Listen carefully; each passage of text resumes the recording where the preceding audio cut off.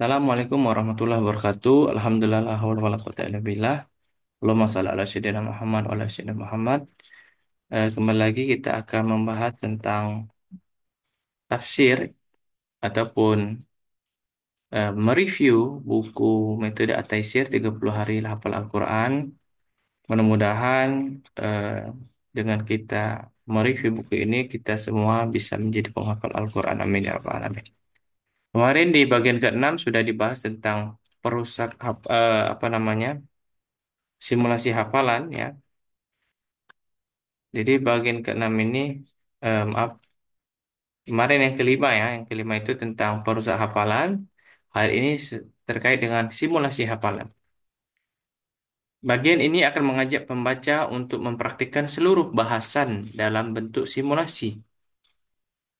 Maka penulis menjadikan At-Taisir sebagai mushaf acuan yang didesain untuk memudahkan menghafal. Berikut tata cara penggunaan mushaf dan simulasi yang dimaksud. Yang pertama, pengenalan mushaf. Mushaf ini diberi nama At-Taisir yang berarti amat memudahkan. Penamaan ini diharapkan memberikan dorongan dan sugesti kepada setiap muslim yang hendak menghafal Al-Quran amatlah mudah. Kemudian, setiap kali berinteraksi dengan mushaf ini, maka hadirkanlah keyakinan dan suasana yang mudah dalam menghafal Al-Quran. Mushaf At-Taisir memiliki tiga bagian penting dalam proses, yakni yang pertama, tulisan ayat berbahasa Arab, terjemah, dan kolom murojaah. Berikut detail penggunaan tiga bagian yang dimaksud. Jadi, dalam menghafal Al-Quran di Mushaf At-Taisir ini ada tiga. Yang pertama, bagian pertama adalah tulisan ayat berbahasa Arab. Ini adalah bagian utama objek hafalan sebagai petunjuk kemudahan diberikan tanda sebagai warna ya. Kami tandai setiap awal warna ataupun awal ayat dengan warna berbeda. Demikian untuk memudahkan pembaca dalam menghafal Al-Quran dan memurojaah. Jadi dalam satu kalimat misalkan alif lam mim zalikal kitabul la raiba fi. Jadi yang ditebalkan atau di bold itu adalah alif lam mim. Yang kedua terjemah. Di bagian ini dihadirkan di bawah ayat untuk memudahkan pemahaman makna sekaligus mempercepat dan menguatkan hafalan penghafal Al-Quran. Secara teori, hal yang mudah dipahami akan berdampak pula pada kemudahan hafalan dan kekuatan ingatan. Yang ketiga adalah kolom murojaah. Ini merupakan bagian khusus yang disajikan oleh penulis untuk mengulang dan menguatkan hafalan. Pada bagian ini ditampilkan awal setiap ayat, nomor, serta posisinya dalam mushaf. Kemudian penghafal Al-Quran hanya meneruskan awal ayat yang dimaksud secara urut dan ataupun acak.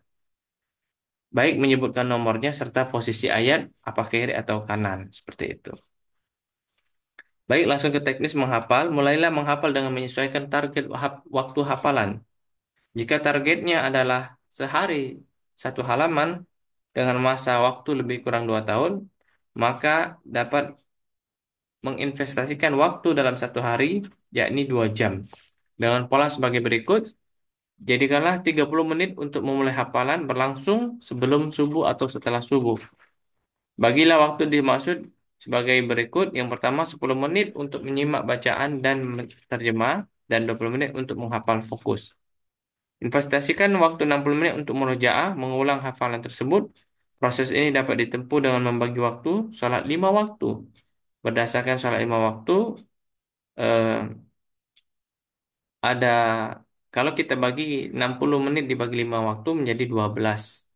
Jadi dalam satu waktu misalkan sholat subuh 12 menit, sholat zuhur 12 menit ya dilakukan murojaah sebelum dan setelah sholat ya dipakai untuk menggunakan bacaan ini dengan sholat rawatib ya, sholat qobliyah atau sholat ba'diyah dipakai atau digunakan pada saat membaca surat atau ayat pendek. Adapun 30 menit lainnya adalah gunakan untuk praktik di kolom murajaah. Dalam buku ini ada nanti kolom murajaah. Gunakan investasi waktu itu sebelum tidur. serta cobalah praktikkan bersama keluarga tercinta. Silakan untuk dirasakan sensasi kenyamanan ketentramannya. Target hafal dalam 30 hari, maka jika kita menargetkan dalam 30 hari hafal 30 juz, maka simulasi hafalan bisa dipraktikkan dengan pola karantina yang penulis uraikan pada bab selanjutnya insya Allah. Demikian gambaran simulasi hafalan menggunakan metode At-Taisir. Selanjutnya diperkenankan kepada kita, para penghafal Al-Quran, untuk memulai praktik tersebut. Pada akhir buku ini ditampilkan juz pertama untuk mulai dihafal. Penyajiannya disesuaikan dengan buku murojaah agar meraih hasil yang maksimal. Disusun dalam urutan mushaf yang dimulai dari kanan sebagai adab dan penyesuaian. Semoga Allah Subhanahu wa taala senantiasa memberikan kemudahan dan ridho kepada setiap ikhtiar kita. Allahumma hamna bil Quran. Hendaklah penghafal Al-Quran menyucikan hati dari segala noda agar Al-Quran dapat mudah diterima, dijaga, serta diambil manfaatnya. Wallahu a'lam bishawab. Mungkin ini yang dapat saya sampaikan. Saya akhiri. Wallahu muwaffiq ila aqwamit thoriq. Wastabiqul khairat. Wassalamualaikum warahmatullahi wabarakatuh.